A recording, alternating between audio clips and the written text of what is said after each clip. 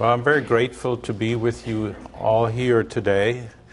And my topic today is to give you an overview how we might view Chaga in the field of complementary and alternative medicine, also called CAM, which is now a very important new frontier in Western medicine. And I think this is the place where Chaga really finds its place in our contemporary understanding of how we might apply it for the greatest good. According to the National Institutes of Health, CAM is defined as healing philosophies, approaches, therapies that mainstream Western medicine does not commonly use, accept, understand, or make available. And this is why initially it was seen as alternative, and then it became complementary, meaning to complement, to work hand in hand, hopefully, with the Western medical system. In this system of medicine, we strive to understand the importance of nutrition, of which Chaga is a very important modality. We also want to look at the whole patient, the whole client.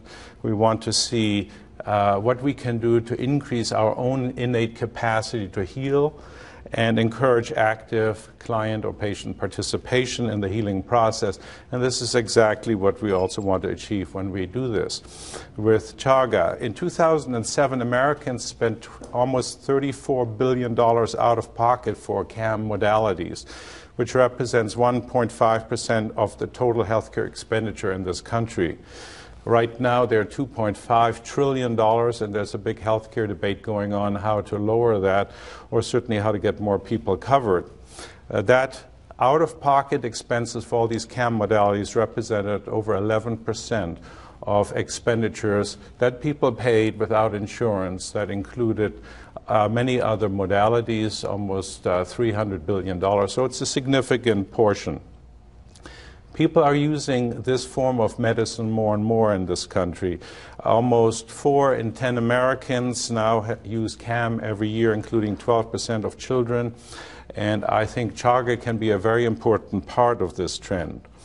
It's been studied by Dr. Eisenberg in Harvard and so on, that more people visit CAM practitioners than even primary care providers when you add up all the number of patient visits, repeat visits to acupuncturists and other alternative practitioners. So I strongly feel that because there is such a wide range of people using it, between 30 and 45% of people in all age groups using these CAM modalities, and with the largest proportion of that being natural products. That's, as you can see on the left there, it's the highest combined usage is in the natural products category, followed by relaxation exercises, meditation, various different types of structural therapies, and so forth. But these natural products change over time as people's trends and understandings change. For example, in 2002, echinacea and ginseng and ginkgo were the largest selling herbs that were used in CAM practice, but 5 years later, fish oils now are the highest sold next to glucosamine, and echinacea has dropped to the number 3 spot, and so on. So it's our hope that this wonderful medicinal mushroom called Chaga can be very much part of this story in the future. Now, people who use complementary and alternative medicine are not necessarily only using that to the exclusion of traditional or standard Western medical therapies. The traditional medicine was actually what was practiced long before modern Western medicine was developed. It's relatively new. Traditional medicines like traditional Chinese medicine, Ayurvedic medicine from India have long been used for healing. And nowadays, people are looking how to combine complementary and alternative medicine with Western medicine in the most advantageous way. And they usually still go to their conventional medical doctors, their nurse practitioners, their naturopathic doctors, their nurse midwives, and so on. So there is a great educational opportunity for us here to let people know of the benefits of this wonderful mushroom.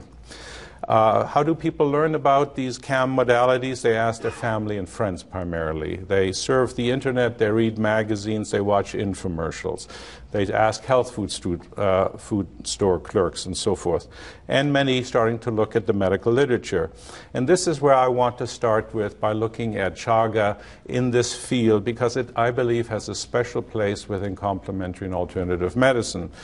The idea is not just to have more tools in your toolbox, but how to become a better craftsperson at using these tools. That's what we're looking toward, to understand how to enlarge this field, and to understand that we have to recognize that nowadays the National Institutes of Health look at, we have now a center called the National Center for Complementary and Alternative Medicine, or NCAM, and as you can see in this picture, it divides the different modalities into biologically based practices, that's your nutrition and your herbs, where Chaga fits in, mind-body medicine, that's biofeedback and self-healing modalities and hypnosis and so forth, manipulative and body-based practices, that's your osteopathy and your chiropractic and massage, and then this field now called energy medicine. They also recognize there are whole systems of medicine, like traditional Chinese medicine and Eastern Indian Ayurvedic medicine, that are also complete medical systems that are valuable and have much to teach us. Now, where Chaga places in this, because Chaga is both chemistry and has a high energy content, we could say that we can put it both in the biologically based practices and in the energy medicine practices. And because my background was first as a biomedical and electrical engineer, and then I became a medical doctor, I've always had a long interest in how we can start to use energy for healing. And so how do we define energy in the context of CAM? Well, there is the veritable energy. Those are the machines, the electromagnetic type of devices that we can measure. So it's a measurable system. There's a lot of different tools used in modern medicine, from the electrocardiogram to the electroencephalogram or the MRI. Those are all energy machines. However, in CAM, we also see there's a whole second group of energy medicine practices and principles that's called putative, meaning it appears to act like, but we don't understand and we can't measure. We can call that subtle energy, and it is assumed that this exists and interacts with the energy field around the body, which nowadays is called the human biofield. And there are many hypotheses on this. And with that understanding, we recognize that plants and various types of herbs have an energy around them that would be this putative energy in energy medicine, which is also in the East called Qi, as you just heard from Mr. Usugi, and it's very, very well understood in the Eastern medical practices. In fact, everything there is based on the energy flow. Now, in Western medicine, we've gotten rid of this concept of vitality or life force in the 19th century, and everything is based on structures like chemistry and so on. I believe we need a new model of medicine that not only has the structural components, our bones and how we are aligned, and our body energetics integrity in terms of our structure, and we of course also need our chemistry or biochemistry that includes pharmacology and herbology, but we also need an energy component and an informational component. And I believe that Chaga has an incredible amount of information that's reflected not only in its chemical structure and its chemical components, but also how they work synergistically to create actually a new energetic whole. And that's a very important principle, the synergy. Now, Chaga interacts with this because in the East, in Asia, they've tested Chaga for the energy content, and they found with different testing methods, even energetic and instrument testing methods, that it had this high Qi.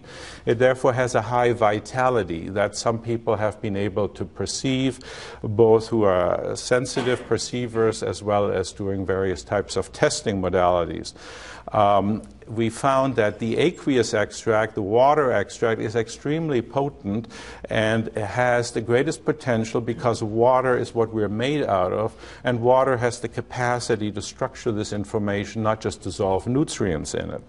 And Chaga grows in climates under real adverse conditions, and therefore it has developed capacity to adapt to stress.